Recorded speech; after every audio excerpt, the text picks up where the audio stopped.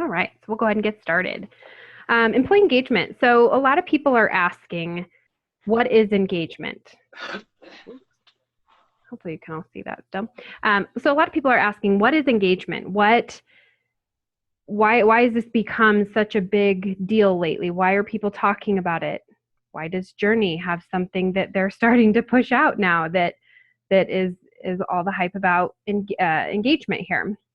And there are 3 components to our employee engagement that we'll be going over today. So there is a suggestion box, anonymous suggestion box. There is a check-in option, and there is a recognition wall. So being able to allow your staff as well as your employees to recognize each other, whether that's something that they've done within the company, something that they did for a client that they feel like giving a shout out to. It kind of allows them to do that. Anonymous suggestion box has been kind of an interesting topic lately with some of our news media and things of that nature. This allows employees to kind of speak up a little bit more, and maybe it's something going on in the company that the owner doesn't have any sort of idea on. Maybe it's, hey, I want to bring this to your attention, and I'm not sure what other platform to do it in. So this kind of allows them to open up a little bit more. And then on the employer side, if they want to address it with that employee specifically, they can ask for that employee to reveal themselves. And once they reveal themselves, then they're able to, at that point, engage in a good conversation about that. So it just, like I said, it gives kind of a couple different options on our side. And again, Mark will go into more detail on what he sees in the industry. So we'll go over the check-in aspect of it right now. Those of you that use Hub, those of you that don't, please feel free to reach out. But those of you that do use your Hub account, you'll notice that there are a lot of features we can turn on in the Hub account that you can use. And if you don't use them, you're not going to see them. And check-ins is one of them, or sorry, employee engagement is one of them. If you'll notice on this slide here over to the far right, this is what your Hub account looks like. If you have time clock, it's enabled. If you don't have time clock, you won't have to worry about seeing that. On the far right-hand side, though, you will see under your PTO tracking, if you have this enabled, this little box down here, which we've kind of put up here a little bit bigger, but it allows you as the employer, as the admin of your account, to have control over your employee engagement. So this can be creating those check-ins, viewing the check-ins that you currently are collecting responses on. It can also allow you to, once you do create that process of starting a check-in, you can go through the whole process. That bottom screenshot there goes through the entire process of what to do once the check-in has been created, or once you're starting to go through that creation process. What's really great about this is, excuse me, there's a bunch of great questions already pre-built in there. It can be things such as, do I feel connected to my company? Do I feel like my manager appreciates me? These aren't verbatim, don't quote me on that, but there's a good chunk of questions already created in there that you're more than welcome to pick from, but you can also create your own check-ins. And this is where I think it gets really neat for our clients, is that your question may be very different because of your industry from somebody else's question. So this allows you the option to create that new check-in without having to worry about, is my question not in there? Does it really not pertain to my company? So this allows you to select your own. The second piece to this is selecting your audience. So when we talk about wanting to create a check-in, who do we want this to be targeted to? Who do we want to ask? Is it all employees of my company? Is it a select group of employees? Maybe there's just something going on and I want to pull, a couple of employees. Is it a whole department? Do we have something going on in a department, or does it really just pertain to this department? And then one specific employee, you have that option as well. So this is nice. This works for clients that have 5 employees and clients that have 500 employees. It can be very customizable. If this is just one select group of individuals that are within a department, you don't have to worry about the rest of your employees getting the check-in. Are they going to have no idea what's going on? So this does allow them to be able to select that. Once you create your check-in, so much like everything else in the hub, you're going through it, it walks you through your steps of creating your check-in. The next piece to this is creating your schedule. So is this something that you want to go out immediately? Or are you scheduling it for the future? Or is it reoccurring? So what's really great is the reoccurring aspect allows you to do something. Let's say you want to check in with your staff midweek every single week. You want to keep a pulse, you want to see what's going on, see, how everybody's attitudes are, and you want it done every Wednesday or Thursday. When you go in to create the check-in, you're able to do that for every single week. You just set it once, it automatically will go out every week, and you don't have to worry about it until you're ready to cancel it. So that's kind of nice too. It keeps you from having to worry about going in every single week and changing that. And then lastly, completing the check-in process. So again, like everything else in Hub, you get to a point where you're ready to submit it. It gives you the option to edit it. So your question, do you want to edit your audience? Do you want to edit your schedule of when this is going out? So it kind of gives you that once over to make sure that you know what you're submitting. And then once you're complete, you go ahead and hit submit.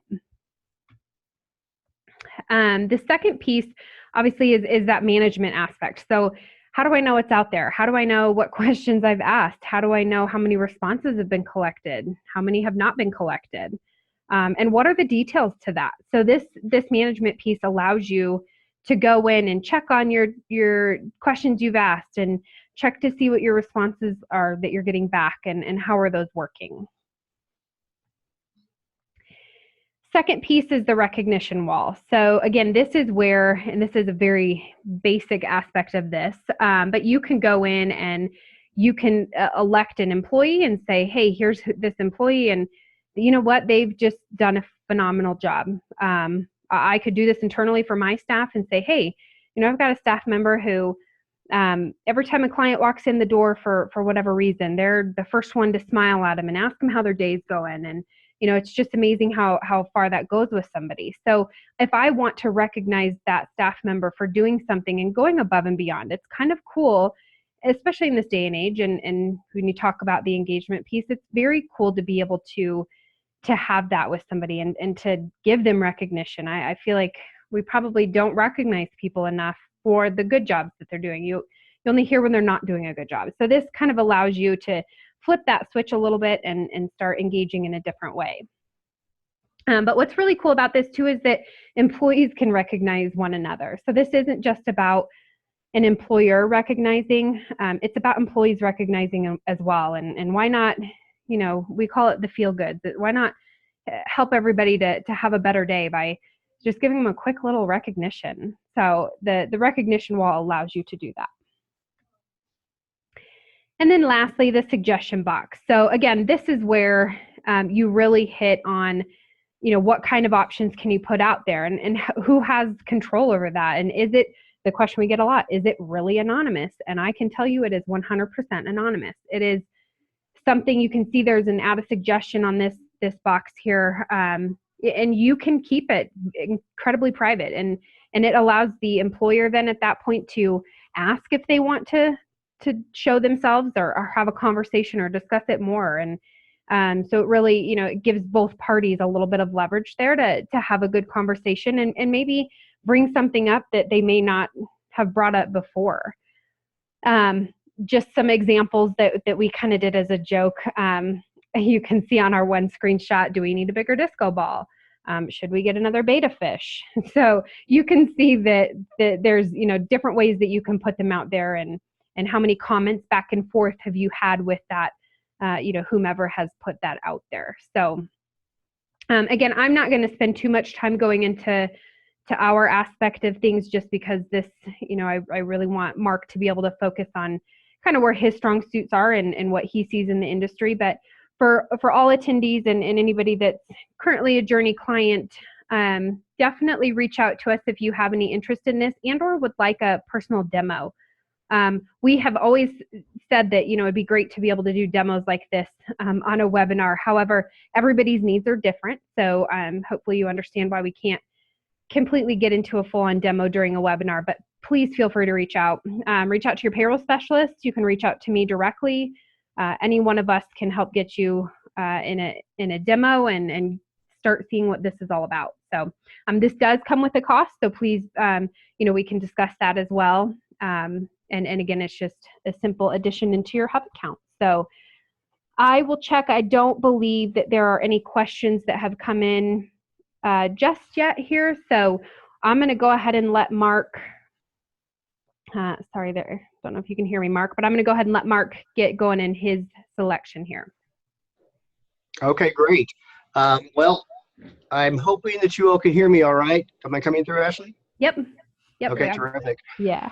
So I'm Mark Weaver from Open Door Organizational Solutions. I work with a lot of organizations in Colorado and a few out of the state as well. Employees are our most important asset. We love saying that. Think about what an asset is, though. An asset is something you own. It's something you expend. It's something you use up. I think that's the wrong way for us to think about our people. It also means that an employee is really a commodity, something that the organization owns. And it reduces the relationship to one that's just a transaction. You're working for money, as if that's the whole thing that motivates. So when I think of employee engagement, I think about the employee side and say, well, gee, what are we actually calling our people? What are we thinking of them as? And I know it's just the normal terminology. I use it too. I just don't like it. But the other side of it is, what is engagement? Flip to the next slide, if you will, Ashley.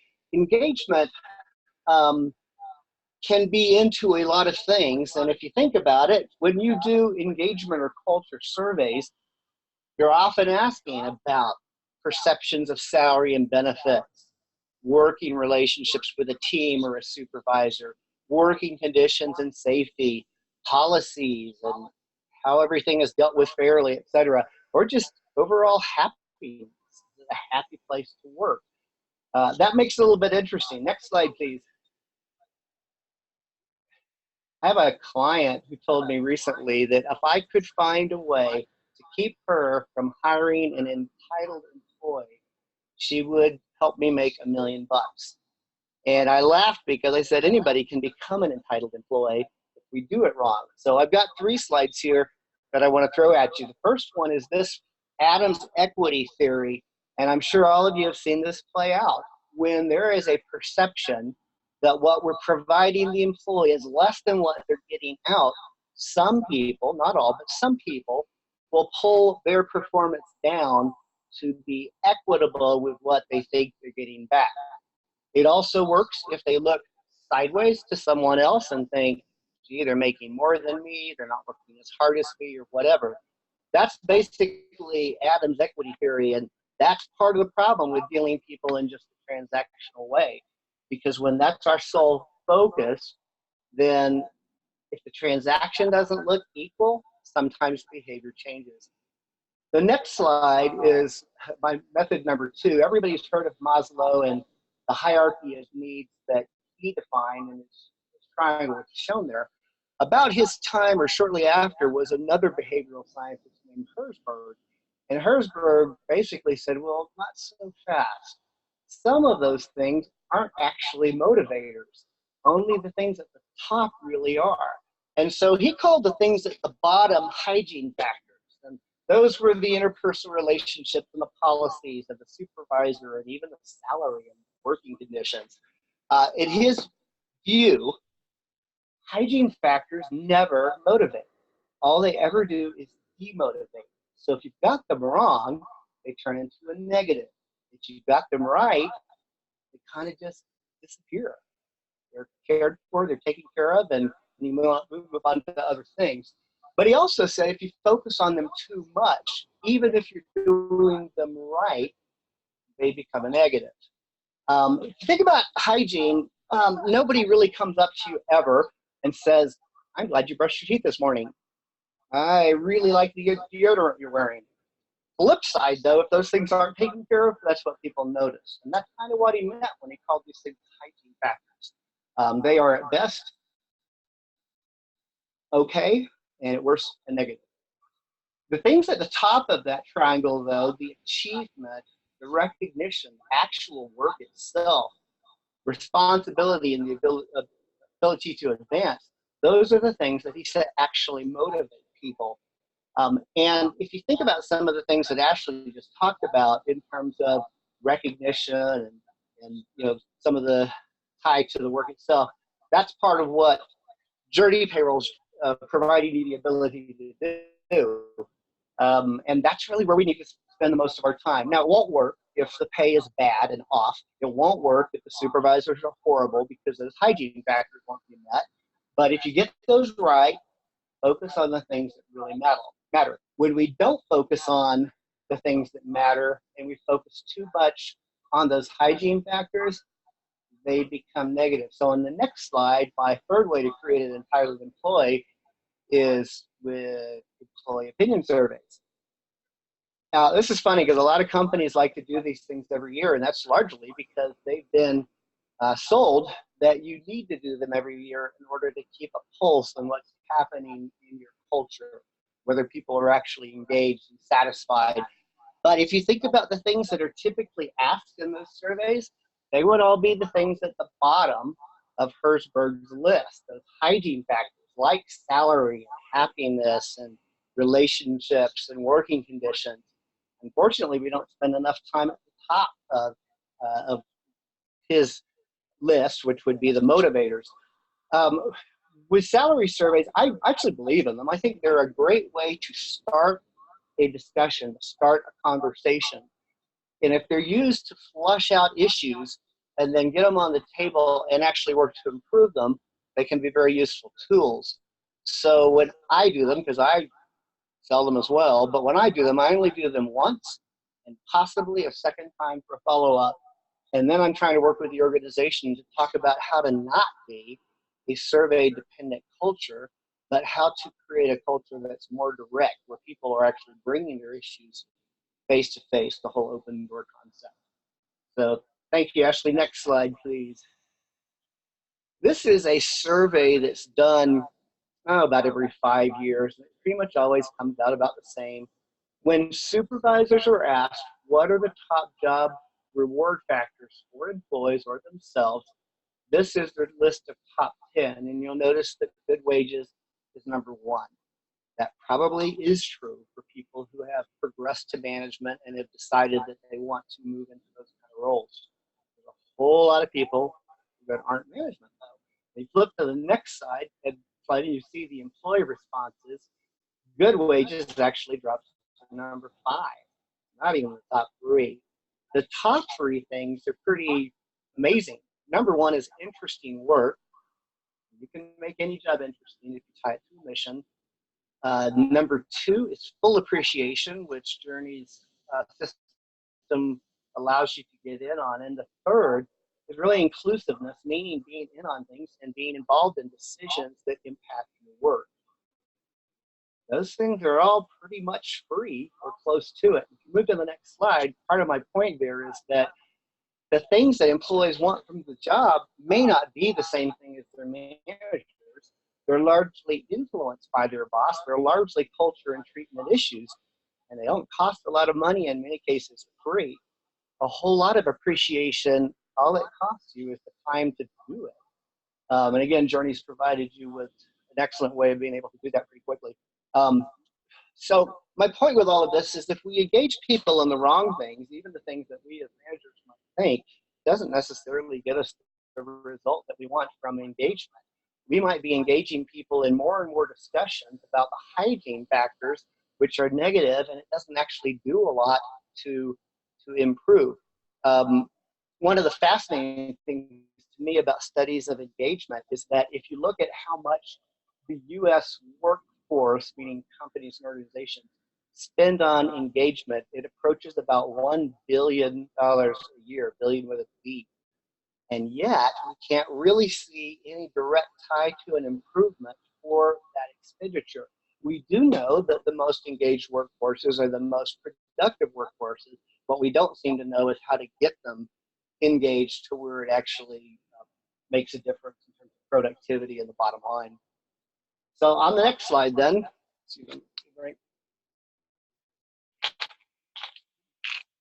this slide I just kind of like to leave up for a minute so people can look at it.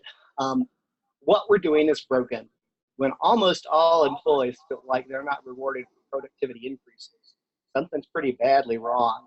When almost 3/4 of the people have no idea of their supervisor's performance expectations and admit they could be significantly more effective in their job, something's pretty wrong. Employee opinion surveys aren't going to fix that. Happiness is not going to fix that. The next two, 34, but basically a third, cite limited recognition as the most common reason to leave their job. Obviously, we should be dealing with that.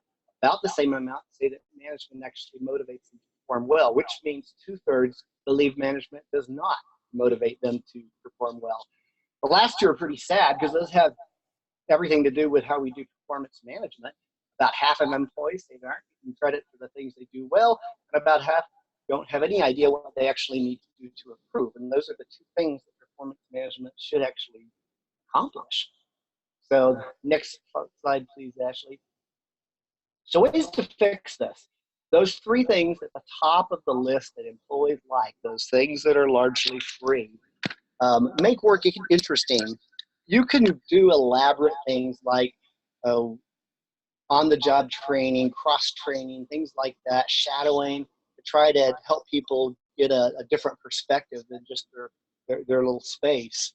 But a really better way is to help people really see the connection to the mission of the organization. If you've done a good job of describing that mission in a way that people can actually get and see how their role ties to that, that makes work a lot more interesting. Full appreciation is the second, and that can mean public recognition. It can mean reward, where there are things of value that are given for that appreciation, and then just basically thanks. Again, some of those things are pretty cheap, some are free. And then the last one, inclusion. This is what I believe, that if we listen to people who are in the trenches, we will hear their hassles, the things that annoy them, the things that they know don't work. When we fix those things, then all kind of things improve. Morale goes up, quality goes up, finances improve. And who better to give you a perspective of what the real world is like for the person directly interfacing with a customer or with a product or whatever it may be than that person in the trenches. So I view engagement not meaning to engage employees in satisfaction or in happiness. I want to see them engaged in their real job, in the bigger picture of the organization. And so there's ways to do that. I'm not going to go into them today, but having a real clear vision. I don't mean just a little statement, having a picture that they can kind of get their head around. That tie to the mission as well, aligning pay, aligning incentives. Just as a real quick piece on that, the things that keep a business owner up at night concerned should be the things that employers are thinking about too. The things that are rewarding to the business owner should be shared with the employees. And when that's all aligned and everybody's going in the same direction, that's engagement. So pay won't get you engagement, but it certainly can reinforce it. Next one. So how to fix all this and get away from those broken pieces that I shared earlier. First of all, I don't really mean that culture is number one, though that is true. The back of my business card talks about creating culture. But what I'm really meaning is that culture is one of the most Googled words there is. Sometimes it is the number one Googled word or word searched on Webster's or any of the online dictionaries. It's always up there in the top 10. A lot of people are talking about culture, but I'm not sure that everybody actually gets what it is. Again, the original part of what this word meant, it was a Latin word that actually meant to cultivate. And if you think about cultivating, if you're one of these people in Colorado who have a backyard garden, you don't cultivate that garden once and call it good. You are constantly cultivating. You're constantly working on it. You've got different seasons that you do different things, but it's always happening. And you can't neglect it, because if you neglect it, you just get a weed patch. That's what our organizations are like. If we neglect the culture, we're going to get a weed patch. And whatever's going to grow is what just naturally grows. But if we work at it and cultivate it and take out the things that need to be removed and added the supplements that it needs, then it's going to produce results that you want to see.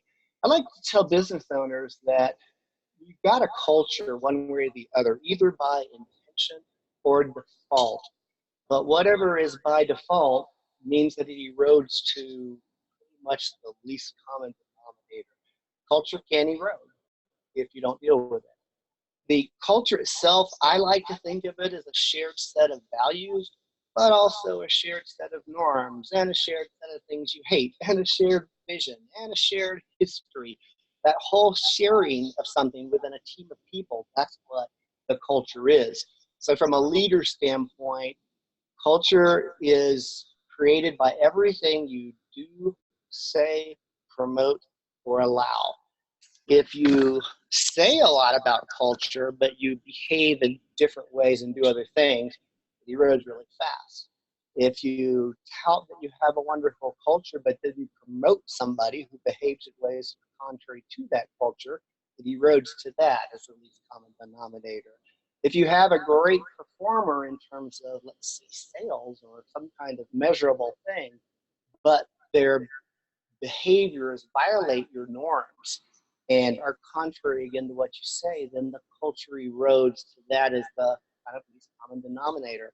And so everything a leader does, says, promotes, or allows, that's what I believe makes culture, and that's what you want people to be engaged in. Next one.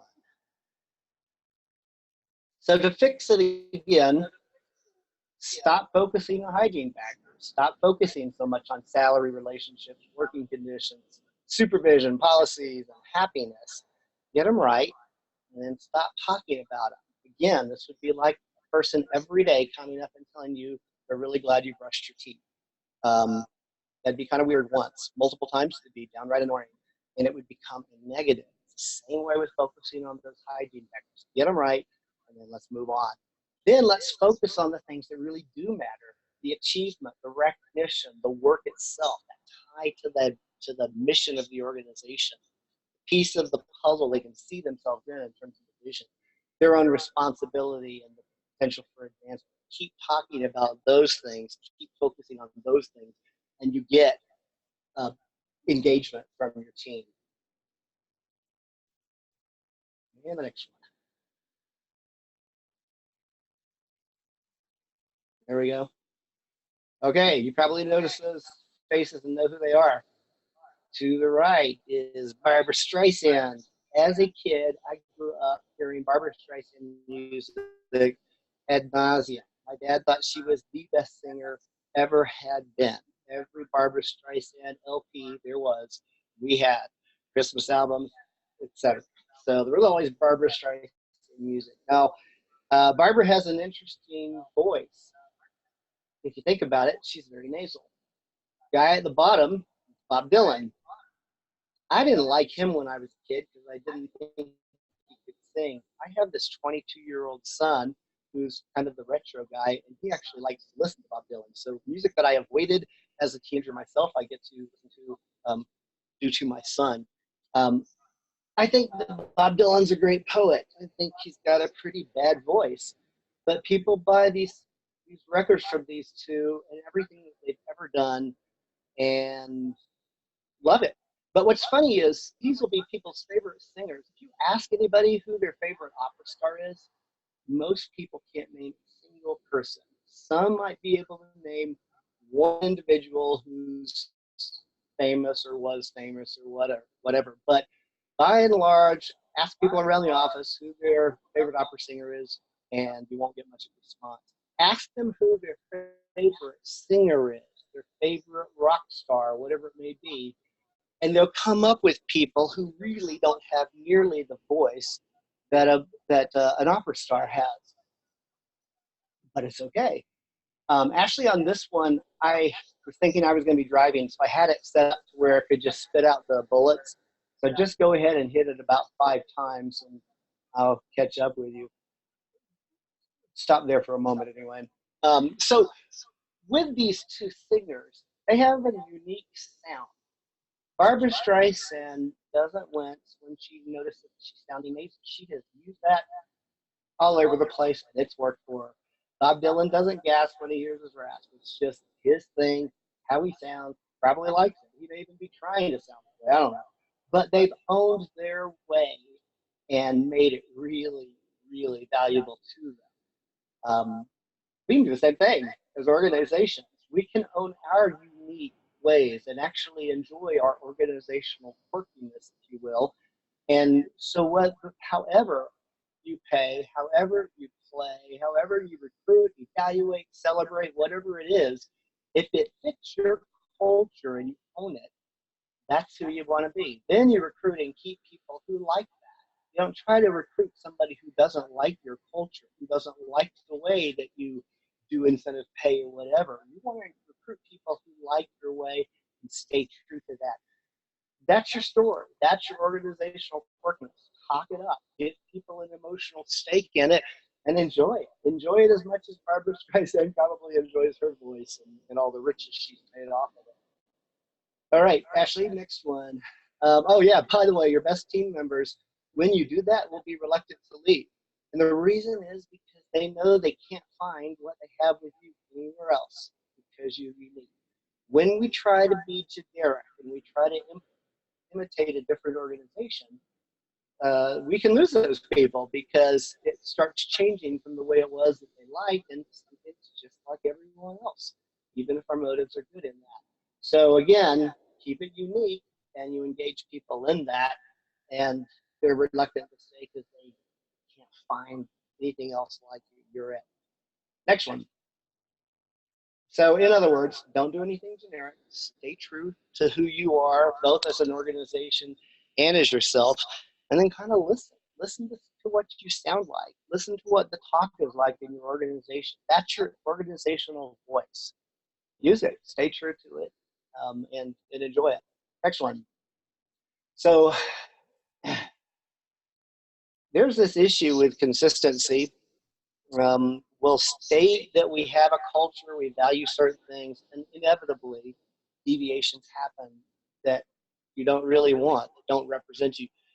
If you stay silent about those deviations, that silence means acquiescence. It reinforces it as basically tacit approval. So you can't do that because if you do, the people that you've engaged in your culture and in your ways will think that that's no longer important and you'll lose the very engagement that matters.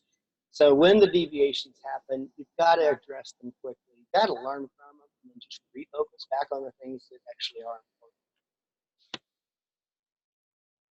So last slide, I believe, culture is really cool because it lasts. It's hard to change culture. You have to be blatantly intentional about it or you just have to let it erode over time. But if you do a good job of cultivating that culture and continue to work on it, it passes really well from one generation of employees to the next. That's because it becomes owned and reinforced by all. Peer pressure starts helping reinforce that because people understand the ways of the organization. When they don't see it, they address it as well. That means that people might come and go, but the culture could really live on. And if you do that right, that's a great thing. So Ashley, that's all that I had on engagement. Do we have any questions or ability to interact? Let me check here. Does anybody have any questions? I know you can raise your hand. We can allow you to speak to if it's a little bit more in depth and you have a question directed to Mark that might require more than a chat box. So if anybody does, feel free to start typing or raise your hand and we'll definitely get those questions answered.